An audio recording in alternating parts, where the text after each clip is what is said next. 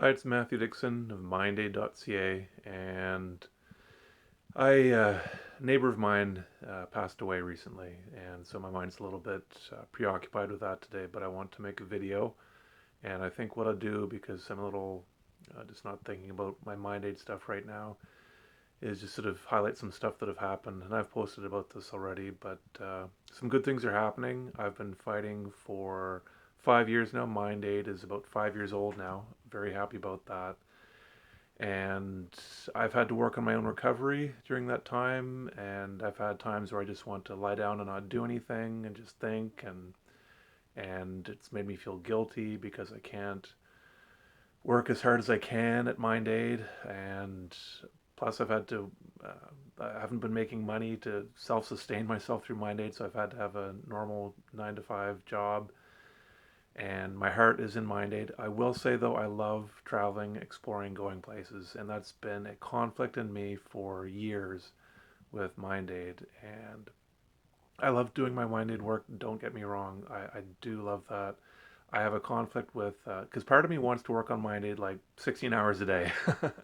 I would like to do that, but I'm conscious of working too hard and getting burnt out. I've got schizophrenia. I'm not cured. I'm finally managing my disease, and part of me wants to, now that I'm getting more and more productive as time goes on. Still not 100% productive, but it's amazing what I can do now with just, if I want to get up and do something, I just get up and do it instead of sitting there wondering, oh my gosh, I don't want to do this, but I want to, but I just don't have the energy, and this conflict in my head back and forth. So it's a real treat to just get up and do stuff.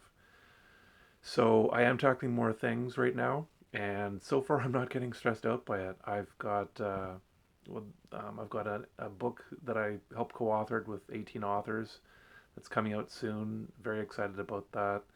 It's on track to be an Amazon bestseller. I don't know if it will be or not, but they say the trajectory that it's on so far, it could be an Amazon bestseller.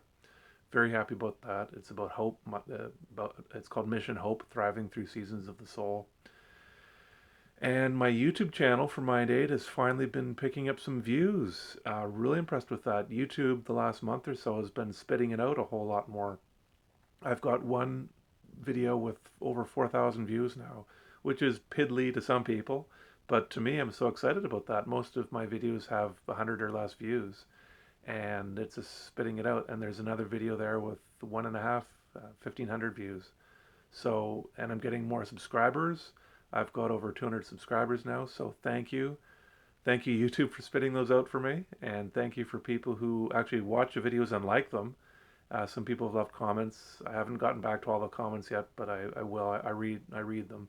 So thank you for showing interest and wanting to help other people with mental illness. That's I'm in it for other people, not so much me. It's I've been through mental illness. It's tough. I've got schizophrenia.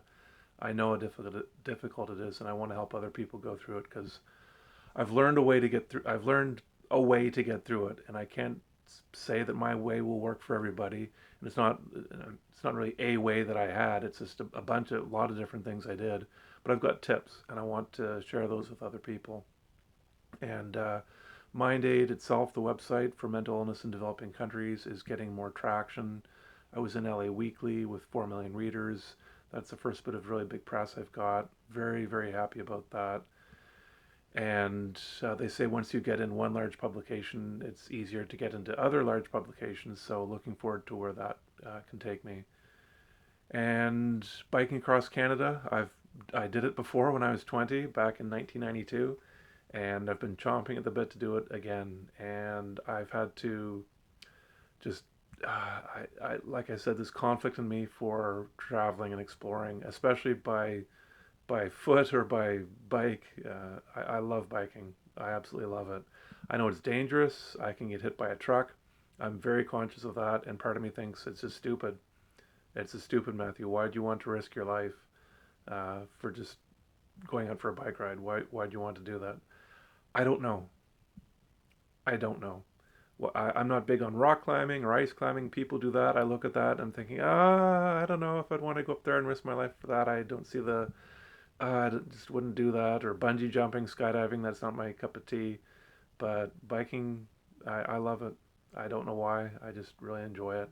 So what I want to do this time is bike across Canada for a cause, mental health. And I added the national and provincial schizophrenia societies here in Canada, their donation page links to my bike ride webpage. The bike ride's at mindaid.ca, mindaid.ca. There's a link there to the 2023 bike ride. There's a blog too. I've got links to it in the blog, the Mindaid blog, which I created just recently. And so yeah, people are getting excited about the bike ride. I've had people offering to help, and very happy about that. There's still a bunch more work that needs to be done, but I'm hoping it will all come together. The Schizophrenia Society of Canada is, I'm going to be talking with them very soon. They were busy this past week, but they said they can get to me after March 12th, which is today. So looking forward to see what they have to say. And yeah, and of course I want also I want with the bike ride I want people to donate to the MindAid nonprofits. They're listed in the donate section of MindAid to help people with mental illness in developing countries. So looking forward to raising money for those two things and awareness. And I'm wanting to get into media across Canada when I go.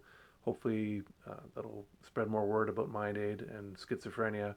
I could be the first person with schizophrenia biking across Canada. I've done it before, but before I got sick with this disease.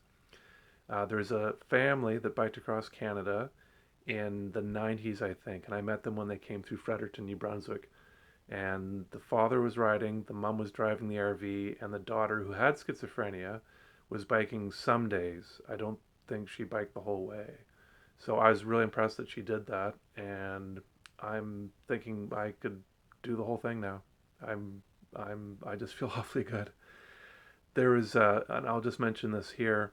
There's a magazine, well, was a magazine, Schizophrenia Digest, published in Canada, also in the States too, eventually.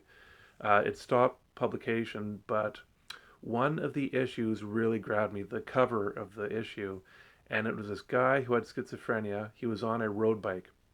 He's had all his road gear on, all his fancy clothes, and just flying around on his road bike. He trained competitively and he competed, and I'm like, how do you do that? I was so in awe of him. I'd biked across Canada. You think with me having schizophrenia, I might be able to do a bit of training? Couldn't do it. I don't know if there were other people who could have forced me to do it, or if I could pay like a personal trainer paid them to force me to do it. That might have made me train more, but I just didn't have it in me.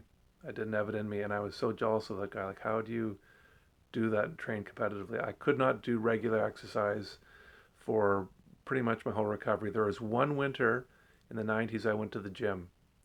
Went to the gym 3 days a week, and but that was it, just one winter. And I've done some exercise throughout my recovery the last 30 years or so, enough to give me, a bit of a baseline of fitness, but nothing really regular.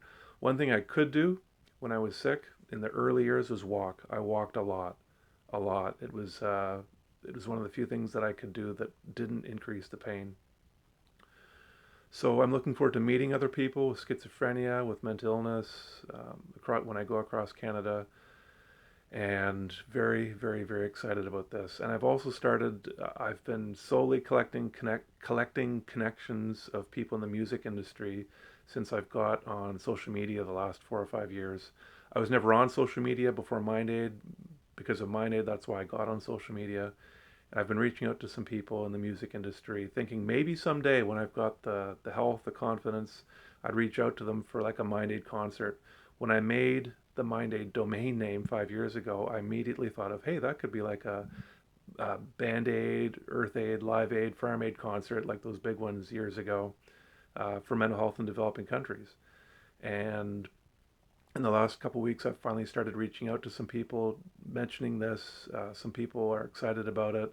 I don't exactly know how it'll look. I've got a tentative date of New York City in late September for the concert. I had to pick a date and time. It's all kind of loosey goosey right now. It's just conversations, and I'm happy that some people are excited about the idea. I'm just over the moon about that. So I'm looking forward to working more on that. I'm also thinking, Matthew, you're biking across Canada and wanting to put on a concert this fall. I've never put on a concert. I don't know how to do that, and I may be way off base here. I know maybe it might not happen this year. I know maybe I might not even bike across Canada this summer. It might not work out. Things may foil against me. Um, Whatever. These are. I. The other thing is I want to make my Mind Aid the bike ride an annual bike ride. I'd also like to have the Mind Aid concert an annual concert, annual multi-city concert. So these are ideas I have. Anyway, that's about where I am right now. I've got a funeral to go to, and I wanted to make today, and I wanted to make this video here, and I may have been rambling a bit, but I just wanted to put something. I'm trying to make more regular, consistent content for YouTube.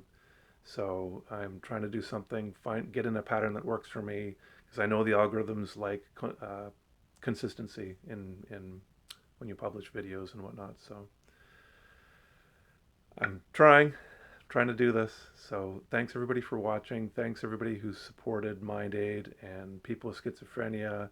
Have conversations about it. Have conversations about mental health in developing countries. Have conversations about people with schizophrenia. It's okay to do this. We can talk about this. It's okay. We're not going to be put in prison if we have conversations about this in public. That's my advice. I'm trying to follow my own advice and have conversations about this. So, if you're struggling with mental illness, hang in there. Please hang in there. I know how difficult it is, but hope is, even when there's no hope, there are things that are keeping you here. Even when there, there's so much luck and and just things happening in the world that can keep you here. You are capable of so much more than you think you are. So please keep hanging in there. I know you're doing the best you can. And what you're doing, simply to put your shoes on, simply just to lie there in bed is a phenomenal accomplishment for some people some days. I've been there. Some days I just wanted to lie in bed all day. So I know what you're going through. You don't know what tomorrow may bring. There are thousands of people around the world working to make you better, working on treatments, cures. There are people wanting to help you. Don't forget that. You may not see them, you may not ever meet them, but there are people who want to help you. So keep hanging in there. You don't know what tomorrow may bring. They may have a solution for you someday.